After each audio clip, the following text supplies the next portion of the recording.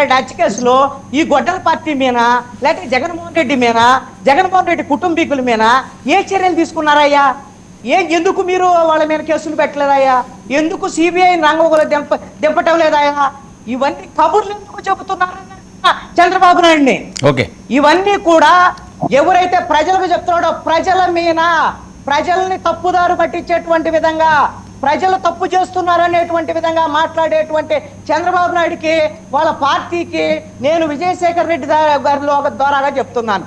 అయ్యా, మీరు అడుగుతున్నారు కదా మాకు వైకుంఠపాళి వద్దు, మాకు ఈ విధమైనటువంటి ఓటమి వద్దు అని అంటే, మీరు నేర రాజకీయాలు చేసేటువంటి జగన్మోహన్ రెడ్డి అన్నప్పుడు ఎందుకు కేసులు పెట్టడం లేదు? ఒక పెద్ద లిస్ట్ ఉంది.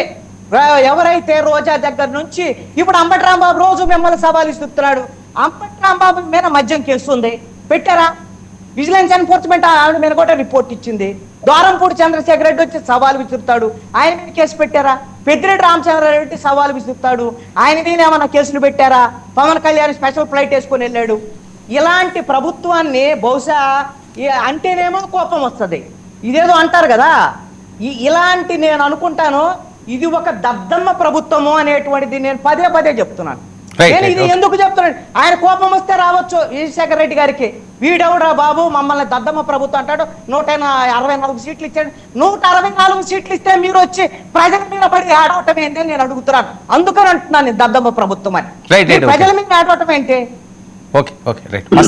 వైఎస్ఆర్ కాంగ్రెస్ పార్టీకి సంబంధించినటువంటి విషయంలో మీరు ఇందాక ప్రస్తావన చేశారు, కొద్దిమంది మాట్లాడుతున్నారు, మిగతా వాళ్ళు ఎవరు రావట్లేదు అంటే ఎవరైనా వచ్చి ఎందుకు మాట్లాడతారు? వైఎస్ఆర్ కాంగ్రెస్ పార్టీలు ఎవరైనా మాట్లాడాల్సినటువంటి అవసరం ఏముంది? మొత్తం జగన్మోహన్ రెడ్డే కదా. జగన్మోహన్ రెడ్డి ఏం చెప్పాడు ఎన్నికలకు ముందు?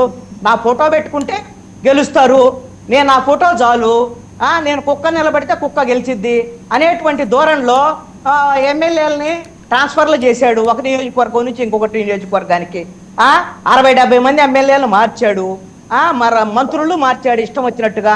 ఇక ఎవరిని నా ఒక ఫోటో చాలు, నేను బటన్ నొక్కుతున్నాను, జనానికి డబ్బులు ఇచ్చేసాను, ఏదో ఇడుపుల పై నుంచి డబ్బులు తెచ్చి జనానికి డబ్బులు వేసినట్టుగా.